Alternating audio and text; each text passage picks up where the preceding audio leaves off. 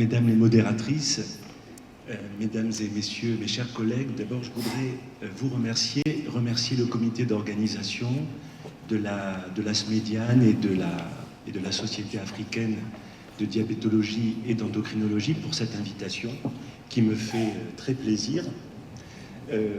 Et aussi vous dire que je suis très touché par les mots que vous venez de dire concernant les formations que nous avons organisées dans le service à Marseille. Moi-même, j'ai pris avec mes collaborateurs un très grand plaisir et bien sûr, ça me touche qu'il y ait ce retour très très positif et bien entendu, nous sommes à votre disposition dans le département à Marseille pour poursuivre cette formation, pour la prolonger et justement profiter de ces échanges entre nous de part et d'autre de la Méditerranée. Donc merci beaucoup pour votre invitation et merci pour votre attention.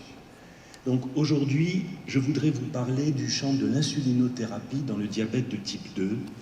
Vous savez que c'est quelque chose d'extrêmement important comme étape dans la stratégie thérapeutique pour maintenir un bon équilibre glycémique chez les patients et par cela prévenir le risque de complications du diabète et probablement, comme le professeur Schreiby vient de le dire, limiter le coût de ces complications. Voici mes liens d'intérêt.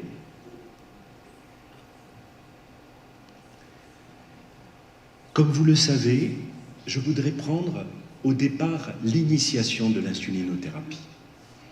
Quand vous considérez un patient en échec d'antidiabétique oraux, c'est-à-dire un patient dont le traitement oral maximal ne permet pas l'obtention de l'équilibre glycémique que vous avez fixé pour le patient, cet équilibre glycémique et ce niveau d'hémoglobine glyquée, comme vous le savez, est personnalisé, individualisé selon la présentation clinique de ce patient. Eh bien, quand vous n'y parvenez pas avec un traitement oral maximal, vous avez l'étape très importante de l'initiation de l'insuline. Celle-ci se fait, d'après toutes les recommandations, par une insulinothérapie dite basale, c'est-à-dire une insuline de longue durée d'action. Pourquoi ? Parce que lorsque vous proposez aux patients qui présentent un profil glycémique défavorable sous ADO, il est en échec d'ADO avec une hyperglycémie basale et des excursions glycémiques postprandiales. Eh bien, lorsque vous lui proposez une seule injection d'insuline basale, en général le soir, que vous arrivez à optimiser, c'est-à-dire à la titrer pour permettre un effet direct de blocage de la production hépatique de glucose et de permettre directement d'améliorer la glycémie basale, la glycémie à jeun. C'est le rôle principal d'une insuline lente. Elle bloque la production hépatique de glucose et, sous réserve d'une bonne titration, vous permet la normalisation de la glycémie à jeun. Eh bien, vous voyez que grâce à cet effet direct sur la glycémie à jeun, vous allez avoir une translation vers le bas de toutes les autres glycémies du nictémère et, quelques semaines après, obtenir un cycle glycémique satisfaisant où vous voyez que l'insuline basale aura directement agi sur la glycémie à jeun, indirectement sur les glycémies postprandiales. C'est ça qui vous permet d'avoir un bon équilibre glycémique global, mais regardez quelque chose de très important, l'insuline basale bien titrée ne permet pas de jouer sur le delta glycémique postprandial, c'est-à-dire les excursions de la glycémie après les repas, et vous voyez bien que les différences entre post et préprandial à chaque repas ici sont exactement les mêmes qu'à l'initiation. Donc, l'insuline basale est un traitement antidiabétique basal pur.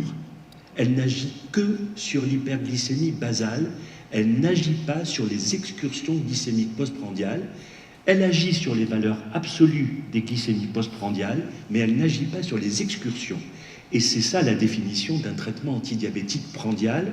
C'est un traitement antidiabétique capable d'agir sur la réduction de l'excursion glycémique ou de l'air sous la courbe des glycémies après les repas. Donc retenez ce concept que quand on initie un traitement par insuline chez le diabétique de type 2, on choisit une insuline basale pour corriger l'hyperglycémie basale en premier, bien la corriger grâce à une titration adéquate. Et c'est grâce à ce phénomène que vous allez obtenir cette translation vers le bas de toutes les autres glycémies Vous allez donc obtenir une diminution des glycémies postprandiales en valeur absolue, bien entendu, mais comme les glycémies préprandiales partent de plus bas, c'est normal que les glycémies postprandiales partent moins haut. En revanche, les différences entre post et pré, c'est-à-dire les deltas glycémiques, les excursions glycémiques, ne sont pas du tout affectées par une insuline basale. Et donc, grâce à ce phénomène, vous allez avoir un équilibre glycémique global satisfaisant qui vous permettra pendant un certain temps d'arriver à l'objectif. Alors là, sur la diapo, c'est 7%, mais ça peut être 7,5, 8%. Ça dépend de l'objectif d'hémoglobine glyquée que vous êtes fixé pour votre patient.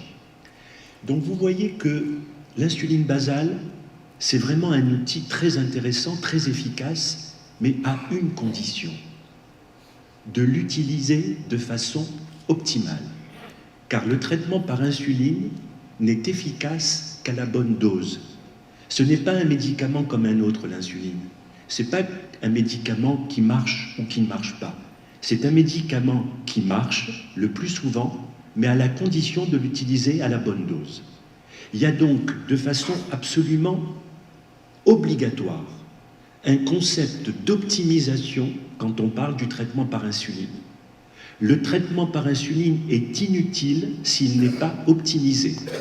Si vous ne prenez pas le soin de titrer une insuline, c'est évident que c'est un médicament qui ne marchera pas. Alors que l'insuline est considérée comme le traitement qui a le plus de répondeurs, qui a un taux de répondeurs le plus important. Donc la notion est très importante d'optimiser l'insuline basale avant même de l'intensifier. Vous voyez, ce sont deux notions de stratégie thérapeutique qu'il est important de comprendre. Optimiser, c'est vous garder le même outil thérapeutique et vous lui donnez toute la chance d'être performante avec cet outil-là. Vous optimisez sa posologie, sa technique, ça c'est de l'optimisation. Et quand ça ne suffit pas, ou quand ça ne suffit plus, vous devez intensifier, c'est-à-dire que vous maintenez ce médicament qui a été optimisé et vous allez lui associer un partenaire pour pouvoir obtenir votre objectif glycémique. Donc vous voyez bien que, avant de parler d'intensification, on est obligé, comme on parle d'insuline, de parler d'optimisation. Et l'optimisation, c'est quelque chose d'assez délicat. Pourquoi ? Parce que je vous donne des données en France où on voit maintenant qu'il y a plus de 3 millions de patients diabétiques, parmi elles 92% de diabétiques de type 2, et que pour la première fois depuis quelques années, il y a plus de patients diabétiques de type 2 sous insuline que de patients diabétiques de type 1. Nous avons en France environ 200 000 patients diabétiques de type 1, et donc par définition sous insuline, et nous avons maintenant presque 500 000 patients, c'est-à-dire presque 20% de la population diabétique de type 2 qui est sous insuline. Donc la population de patients diabétiques de type 2 sous insuline a dépassé la population de patients diabétiques de type 1. Donc c'est vraiment un sujet aigu, très important. On doit apprendre à maîtriser les outils. Et alors justement, est-ce qu'on fait bien ? Est-ce qu'on fait bien avec l'insuline basale ? Eh bien, regardez une étude. Ce sont des patients diabétiques de type 2 qui sont déjà sous insuline basale. Donc c'est une population qui nous intéresse aujourd'hui. Comment sont-ils équilibrés ? C'est-à-dire que si vous fixez un seuil à 8%, ce n'est pas un seuil très rigoureux, hein ? Là, on dit que le patient est correctement équilibré quand il est en dessous de 8%. On aurait pu être plus rigoureux.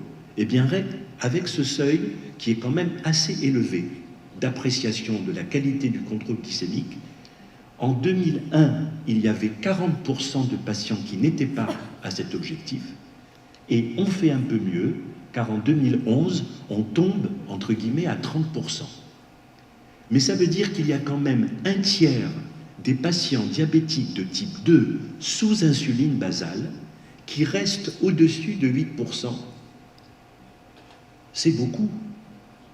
Et si vous fixez le seuil encore plus rigoureux de 7%, on passe à 60% des patients diabétiques de type 2 sous insuline basale qui ne sont pas à l'objectif, qui sont au-dessus de 7%.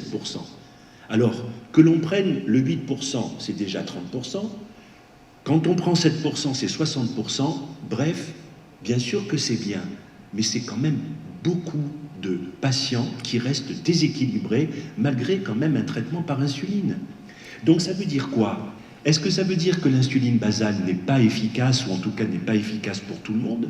Ou est-ce qu'il y a un problème d'optimisation? Voyons la diapo suivante. Regardez les patients qui nous ont intéressés tout à l'heure, les fameux patients sous insuline basale, mais qui restent au-dessus de 8%. Souvenez-vous, en 2011, ils sont presque à 30%. Le chiffre exact, c'est 29,6, enfin 28,6. Bref, retenons 30% de patients qui restent au-dessus de 8%. Rappelez-vous le rôle de l'insuline basale. Le rôle de l'insuline basale, c'est la freination de la production hépatique de glucose pendant la nuit et directement la correction de la glycémie à jeun. Alors, puisque les patients sont sous insuline basale, regardons l'effet. Regardons la glycémie à jeun. Voici les résultats sur la glycémie à jeun obtenus chez ces patients sous insuline basale et qui restent au-dessus de 8%. C'est ces fameux 30%. Eh bien, c'est quand même effrayant. Effrayant de constater que la glycémie à jeun, c'est-à-dire l'objectif même de l'insuline basale, n'est à l'objectif que chez 30% des patients. Ils ont une glycémie à jeun normalisée seulement dans 30% des cas. Et dans 70% des cas, elle est au-dessus de l'objectif de glycémie à jeun. Alors franchement, qu'est-ce que vous voulez faire avec ça? Honnêtement, c'est-à-dire vous avez choisi un outil, donnez la chance à cet outil. Il faut l'utiliser le mieux possible. On ne peut pas dire qu'on est en insuffisance ou en échec d'insuline basale devant un tel constat. Il faut d'abord essayer d'améliorer l'utilisation de cet outil avant de dire nous sommes en échec ou nous sommes en insuffisance, il faut maintenant intensifier. Dans le premier, là, pour ces 30% de cas, pas de problème. Là, la situation est claire. L'insuline basale a été utilisée, elle a été bien titrée, la glycémie à jeun est à l'objectif, les patients restent au-dessus de 8%, là, il n'y a pas de souci. Ça, c'est le temps de l'intensification. On est vraiment dans une définition claire et nette. Tandis que dans ce deuxième cas, qui est largement le plus fréquent, dans 70% des autres cas, vous ne pouvez pas dire ça. La glycémie à jeun n'est pas à l'objectif. On n'est pas du tout dans le temps de l'intensification. Alors après, il faudra voir les raisons. Il faut voir les raisons à cette non-obtention de cet objectif de glycémie à jeun. Mais très souvent, c'est une insuffisance de titration. D'ailleurs, regardez, dans cette étude d'un observatoire sur l'utilisation de l'insuline basale, qui avait été menée en France par Sanofi, on a interrogé les patients.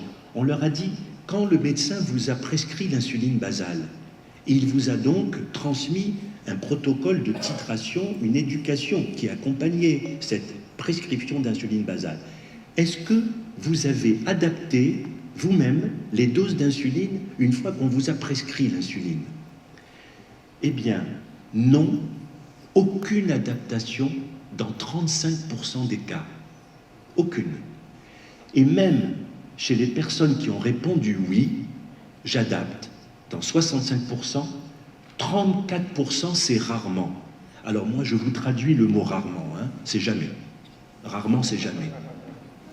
Donc, non dans 35%. Et vous prenez ceux qui ont dit oui, c'est aussi 35% qui disent rarement, ça veut dire jamais. Donc c'est quand même un gros problème. Donc l'insuline, retenez ce message, l'insuline égale titration, insuline égale optimisation. Ça va ensemble, c'est un package qui va ensemble, sinon ça ne marchera pas, ce n'est pas la peine de choisir ça. Ce n'est pas la peine de choisir cette stratégie. Mais le plus souvent, on y arrive quand même parce que c'est simple. Pourquoi c'est simple? C'est que par contre, quand une insuline basale qui a été optimisée, c'est-à-dire quand la glycémie à jeun est à l'objectif, et il y a donc du travail à faire comme je viens de vous le dire, mais que ça ne suffit pas ou que ça ne suffit plus avec le temps à atteindre l'objectif d'hémoglobine glyquée, alors là, on est clairement et nettement dans la situation de l'intensification. L'insuline basale, elle a joué son rôle. Vous ne pouvez plus rien attendre d'elle. Et il ne faut pas l'arrêter, parce que si vous l'arrêtez, elle ne pourra plus jouer son rôle sur l'hyperglycémie basale, il faut donc la maintenir à la bonne dose, mais il faut lui donner un autre partenaire pour pouvoir atteindre l'objectif d'hémoglobine glyquée. Elle ne suffit pas ou elle ne suffit plus toute seule. Alors, qu'est-ce qu'on doit choisir? Regardez les travaux qui ont été d'abord menés, le professeur Serge Halimi l'a mentionné tout à l'heure, ils ont d'abord été menés par le professeur Louis Monnier de Montpellier en France et ils ont été repris par le professeur Matthew Riddle aux États-Unis. C'était les équations de contribution relative entre l'hyperglycémie basale en violet et l'hyperglycémie prandiale en jaune selon les niveaux d'hémoglobine glyquée. Et à gauche, vous avez des patients diabétiques de type 2 sous ADO seuls, mal équilibrés. Ils ont une hémoglobine glyquée à 8,6% en moyenne. Eh bien, quand vous êtes mal équilibré en échec d'ADO, avec des niveaux moyens d'hémoglobine glyquée à 8,6, quel que soit le segment d'hémoglobine glyquée que vous considérez là, vous avez 80% de l'élévation de l'hémoglobine glyquée qui se fait aux dépens de l'hyperglycémie basale et seulement 20% aux dépens de l'hyperglycémie prandiale.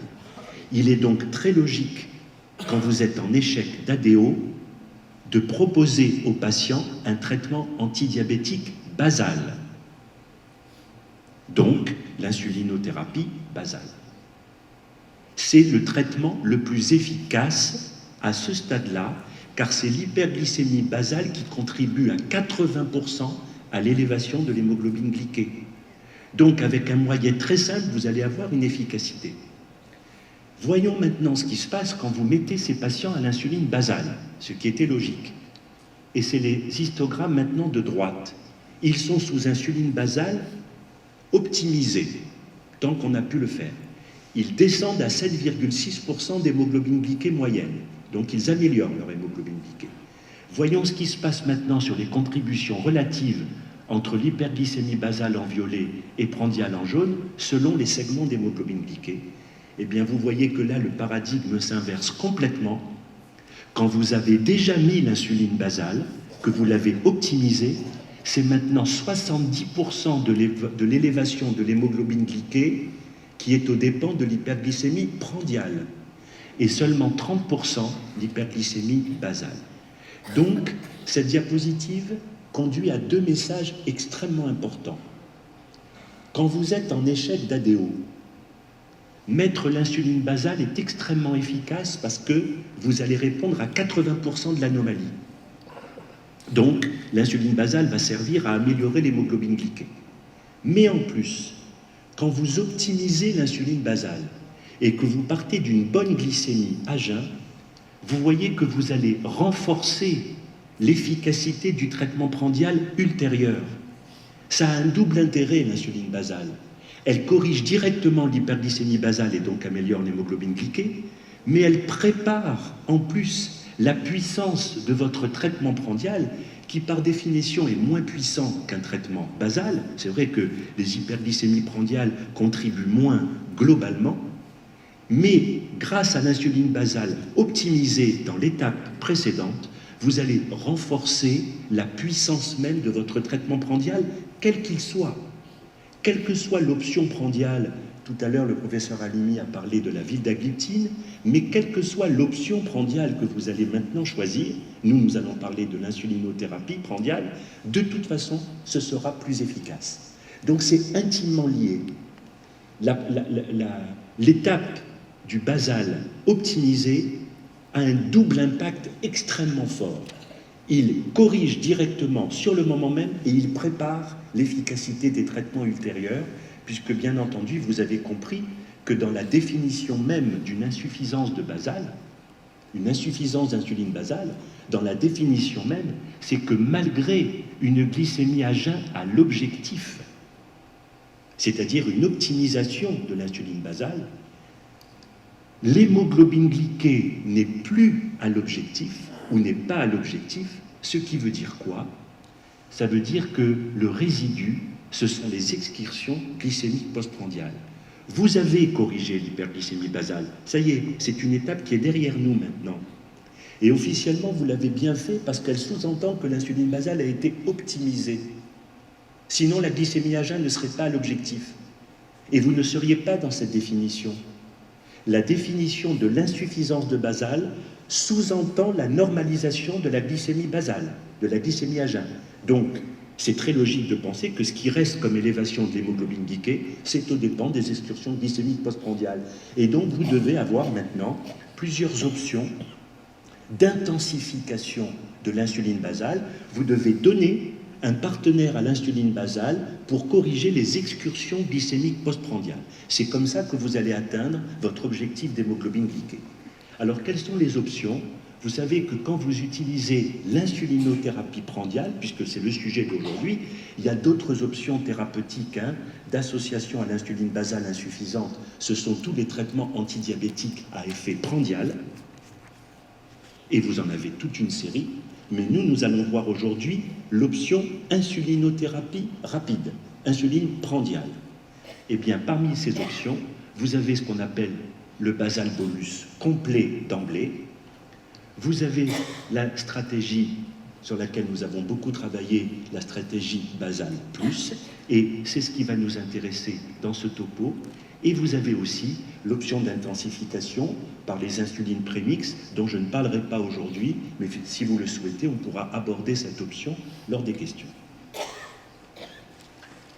Alors, nous avons beaucoup travaillé sur la stratégie basale plus, que je voudrais vous expliquer car elle présente des intérêts très importants en termes d'efficacité et de tolérance pour le patient.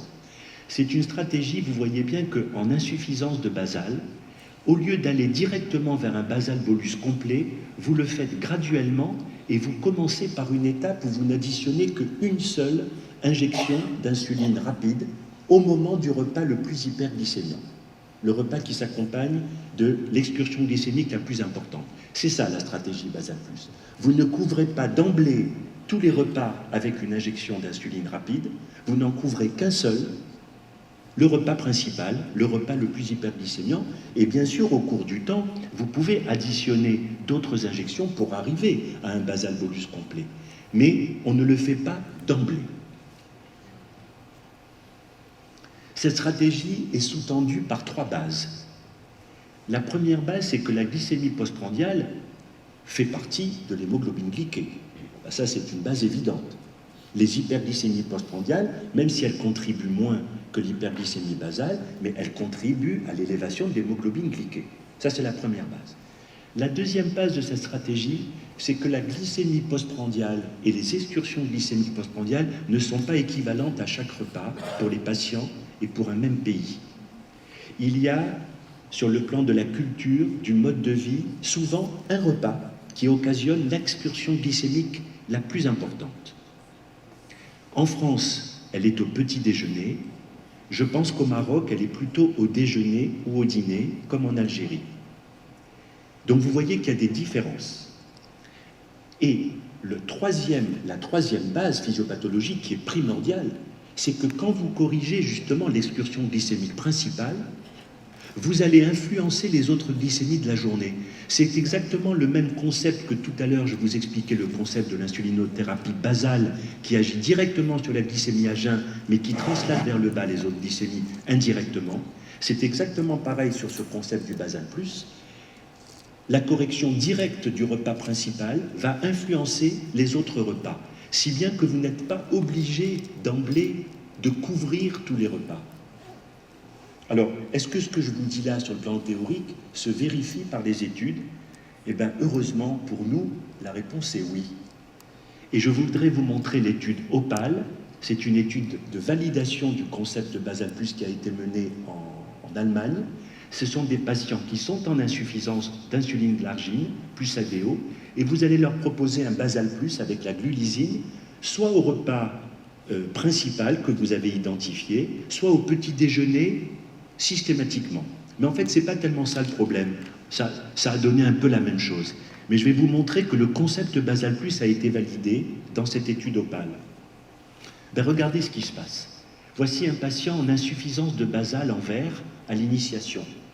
Il est sous insuline basale et regardez, il a une glycémie à jeun correcte, il est autour d'1,20 g. Donc il a été optimisé. L'insuline basale a été optimisée, elle n'est plus suffisante à équilibrer l'hémoglobine glyquée.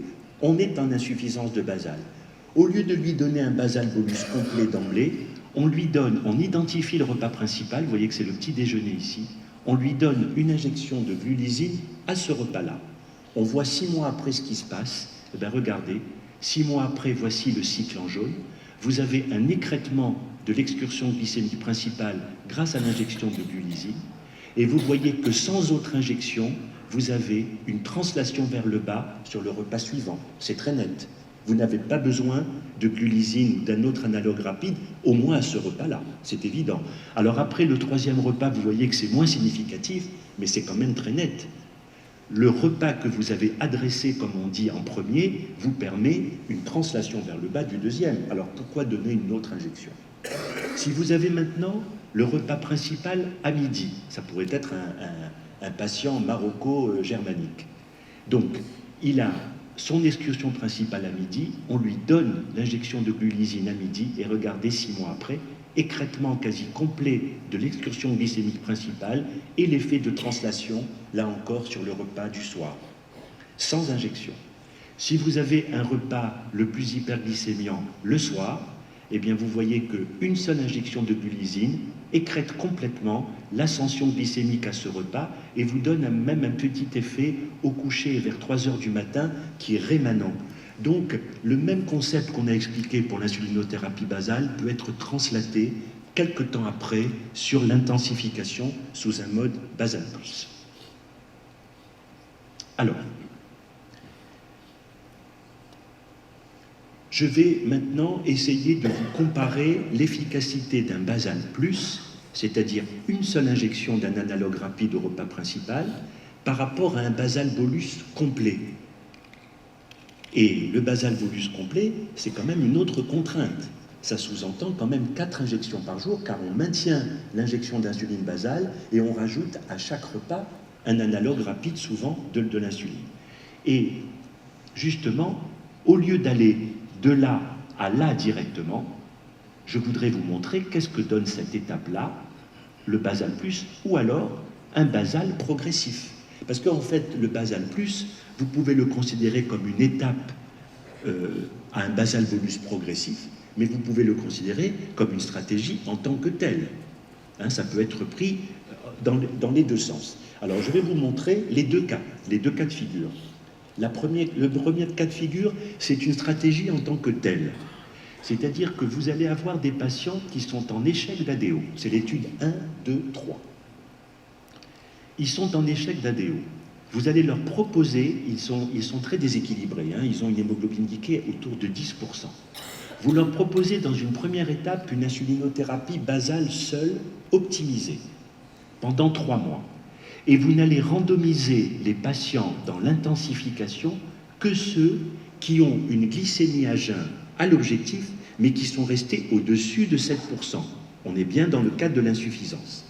Et vous allez leur proposer soit un basal plus 1, soit un basal plus 2, soit un basal bolus complet d'emblée, c'est-à-dire à chaque repas, pendant 6 mois.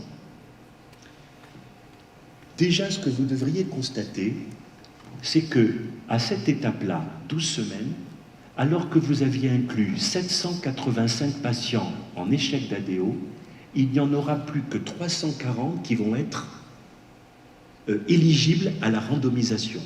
Tous les autres ont atteint l'objectif avec une bonne optimisation de l'insuline basale. C'est quand même une démonstration très importante aussi, hein, qui appuie le rôle de l'insuline basale seule quand elle est bien optimisée. Donc, vous voyez bien que sur 785 patients, on ne pourra randomiser dans l'étude d'intensification que 343. Les autres, ça y est, mission accomplie avec l'insuline basale seule. Le reste a besoin d'un partenaire, et ça va être un partenaire prandial. Et comme je viens de vous expliquer, les options d'intensification, c'est un seul bolus de rapide, 2 bolus de rapide, ou carrément le basal bolus complet. Eh bien, qu'est-ce que ça donne? Dans l'étude 1, 2, 3, vous voyez l'efficacité, comme je vous disais tout à l'heure, de l'insulinothérapie basale seule, et parmi les 343 patients qui vont être randomisés, eh bien, regardez, le match est égal entre les trois propositions, que vous proposiez un seul bolus au repas principal, 2 bolus ou un basal bolus complet, vous avez la même valeur ajoutée pendant l'étape d'intensification, vous aurez la même amélioration d'hémoglobine glyquée. Donc efficacité semblable. Maintenant voyons la tolérance. La tolérance, vous avez à peu près une prise de poids équivalente, mais un peu moins dans le groupe basal plus 1, mais vous avez surtout au niveau du risque hypoglycémique, que ce soit les hypoglycémies symptomatiques ou les hypoglycémies sévères, vous avez à ce moment-là, dans le basal plus 1, c'est-à-dire basal plus, une diminution significative du risque d'hypoglycémie. Elle est pratiquement à la limite de la significativité pour les hyposymptomatiques et elle est très significative pour les hyposévères. Donc en général, quand vous comparez la stratégie basal plus à la stratégie basal bolus complet d'emblée, vous allez obtenir une efficacité équivalente, mais avec moins d'hypoglycémie et en général moins de prise de poids. Ce qui est logique, hein, la prise de poids est souvent associée à l'insulinothérapie rapide. Un peu moins la basale, mais l'insulinothérapie rapide est pourvoyeuse quand même de prise de poids assez importante. Alors la deuxième étude qui va comparer maintenant, là je vous avais dit, le basal plus peut se concevoir soit comme une stratégie en elle-même, soit une étape de progressivité, c'est l'étude Osiris que j'ai coordonnée, c'est une étude internationale qui a justement comparé différents types d'intensification chez des gens en insuffisance de basal. Ça a été publié en 2012 et voici le dessin de cette étude. C'était bien 800 patients qui étaient en insuffisance de basal. Et pour l'intensification, on a comparé un basal bolus complet, ça c'est le groupe contrôle en vert, vous voyez, c'est le groupe 1, ça c'est le basal bolus complet d'emblée, et on l'a comparé avec un basal bolus progressif qui commence par un basal plus, et dans le groupe 2, on a enlevé les insulinosécréteurs, on n'a gardé que la metformine, et dans le groupe 3, on a gardé le traitement ADO complet, la metformine bien sûr, et le maintien de l'insulinosécréteur. Et l'étude a duré 52 semaines, elle a duré 1 an. Alors, les caractéristiques de l'étude, vous voyez que les patients, ils étaient déjà sous insuline, ils ont une durée moyenne du diabète entre 12 et 13 ans, et puis ça faisait 3 ans qu'ils étaient déjà à l'insuline, et ils partent d'une hémoglobine glyquée, vous voyez, ils n'étaient pas extrêmement bien équilibrés sous insuline basale, puisqu'ils sont autour de 8,5% d'hémoglobine glyquée. Donc, vous voyez, l'insulinothérapie basale, hein, elle aurait pu peut-être être aussi optimisée dans ce cas-là, parce que quand vous avez une glycémie à jeun, l'objectif, c'est rare de dépasser 8,5% d'hémoglobine glyquée. En général, vous êtes à des niveaux d'hémoglobine glyquée plus bas. Alors, voici les résultats. Rappelez-vous, le groupe 1, c'est le basal bolus complet, le groupe 2, c'est le basal bolus progressif avec metformine seule, et le groupe 3, c'est le basal bolus progressif avec metformine et insulfamide, un insulinosécréteur. Eh bien, vous voyez que les 3 stratégies améliorent significativement l'hémoglobine glyquée. Vous passez de 8,4 ou de 8,3 à moins de 8, 7,7, 7,9 et 7,9 respectivement. Donc, les 3 stratégies améliorent significativement l'hémoglobine glyquée. Mais dans Osiris, les stratégies basal bolus progressif n'avaient pas atteint la non-infériorité. C'est-à-dire que la stratégie basal bolus complète d'emblée se montrait supérieure en termes d'amélioration de l'hémoglobine glyquée que les stratégies basal bolus complet. C'était un résultat statistique de l'étude Osiris. Donc, on améliorait l'hémoglobine glyquée avec les 3 stratégies, mais c'était inférieur que la stratégie basal bolus complet d'emblée. Mais ça, c'est sur 1 an seulement. Mais à quel prix? À quel prix? Le basal bolus complet d'emblée, le groupe 1 en vert, on prend du poids. Le groupe 3, le basal bolus progressif avec les sulfamides, on prend du poids aussi.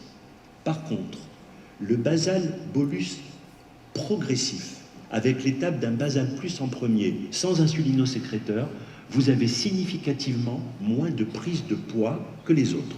Donc peut-être effectivement que c'est un tout petit peu moins efficace sur 1 an, en termes d'hémoglobine glyquée, mais la tolérance s'avère meilleure, en tout cas sur la prise de poids. Et d'autre part, lorsque l'on considère les hypoglycémies, eh bien vous voyez que quel que soit le segment d'hypoglycémie considéré, les hypoglycémies symptomatiques nocturnes, symptomatiques sévères et nocturnes sévères, vous avez toujours dans le groupe 2, c'est-à-dire le groupe basal-bolus progressif, qui commence par un basal plus seul, avec metformine seul. Nous avons arrêté les insulinosécréteurs dans ce groupe. Vous aurez toujours moins d'hypoglycémie que dans le groupe basal-bolus complet et dans le groupe basal-bolus progressif, avec maintien des insulinosécréteurs. Donc, si vous voulez, il y a quand même beaucoup de signes sur la tolérance qui sont en faveur de stratégies progressives et non pas agressives dans l'insulinothérapie qui inclut des insulines rapides, des insulines prandiales chez des diabétiques qui sont quand même avec de longues durées d'évolution du diabète, qui ont parfois des comorbidités et en particulier cardiovasculaires, dont le risque hypoglycémique que vous pourriez augmenter grâce ou à cause de stratégies agressives pourrait compromettre quand même un pronostic de mortalité cardiovasculaire. Donc, dans la conclusion de l'étude Osiris, dans tous les groupes, vous aviez une amélioration, excusez-moi, voilà. Dans la conclusion de l'étude Osiris, vous aviez une amélioration significative du contrôle glycémique global avec les 3 stratégies, mais qui était meilleure avec le basal-bolus complet d'emblée, donc le groupe 1. Effectivement, la non-infériorité n'était pas atteinte dans le groupe basal-bolus progressif, mais ce que vous devez savoir, c'est que près de 40% des patients dans l'étude Osiris sont restés avec un seul bolus de rapide pendant 1 an. Donc vous avez épargné une intensification et un nombre d'injections supplémentaires chez 40% des patients par rapport au groupe contrôle qui avait déjà 4 piqûres en insuffisance de basal. Vous êtes passé de 1 à 4. Là, vous êtes passé de 1 à 2 et vous avez maintenu les 2 injections par jour chez 40% des patients. C'est quand même quelque chose à retenir. Et ce que je voulais aussi préciser, c'est que même si la non-infériorité n'avait pas été atteinte, les reviewers de diabète et métabolisme ont admis avec nous que même si la non-infériorité n'était pas atteinte par rapport à un basal-bolus complet d'emblée, mais l'amélioration de l'hémoglobine glyquée était significative quand même par rapport à l'étape d'insuffisance de basal, mais ça se faisait avec une moindre prise de poids et un moindre risque hypoglycémique, même si au niveau du risque hypoglycémique, on était à la limite de la significativité.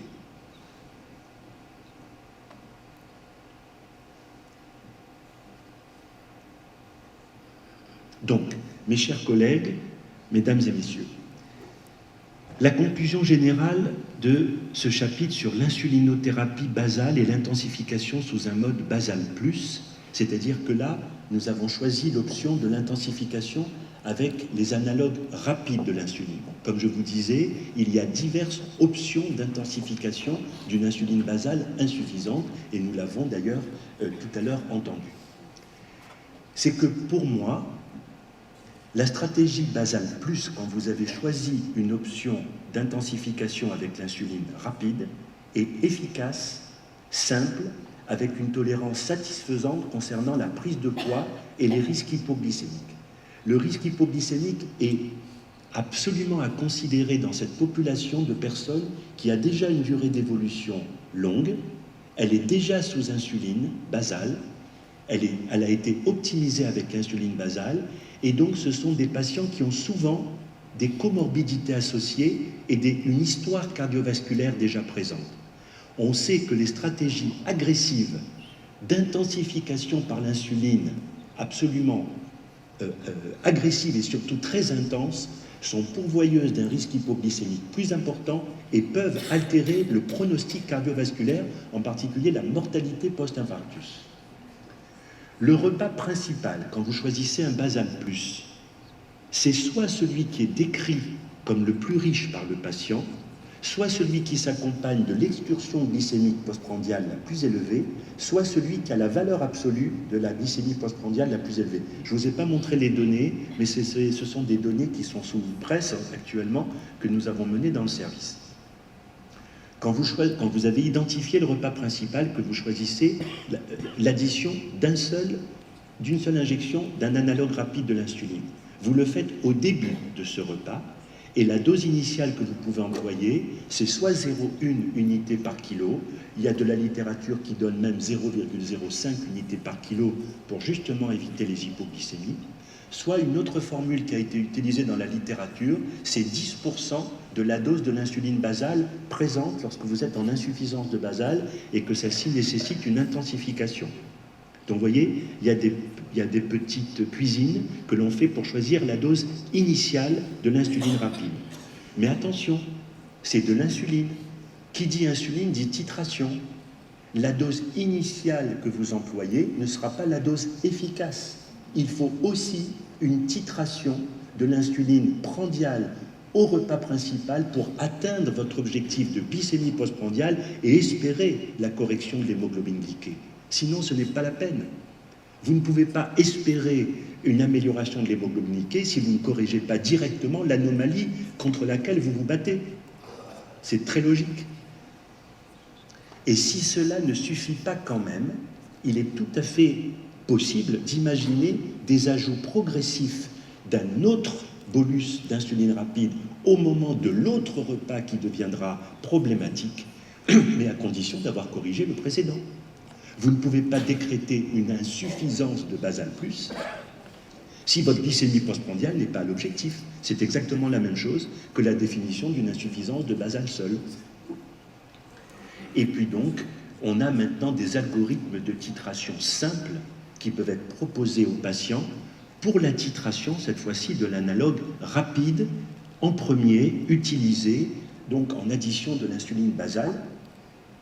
Et donc, si vous voulez, bien sûr qu'il y a une notion d'éducation, bien sûr qu'il y a une notion d'optimisation de l'insuline basale et de l'insuline prandiale utilisée, mais lorsque justement vous obtenez cela, avec un discours, j'espère que vous l'aurez admis, assez simple sur le plan de la stratégie, on corrige d'abord la glycémie à jeun, quand ça ne suffit plus, on commence à corriger une première glycémie prandiale qui pose problème. Vous voyez, on est quand même aidé par un message assez simple qui, sur le plan de l'éducation, est extrêmement important pour l'écoute et la compréhension du patient. Eh bien, je pense qu'on arrive à d'excellents résultats. Je vous remercie pour votre attention.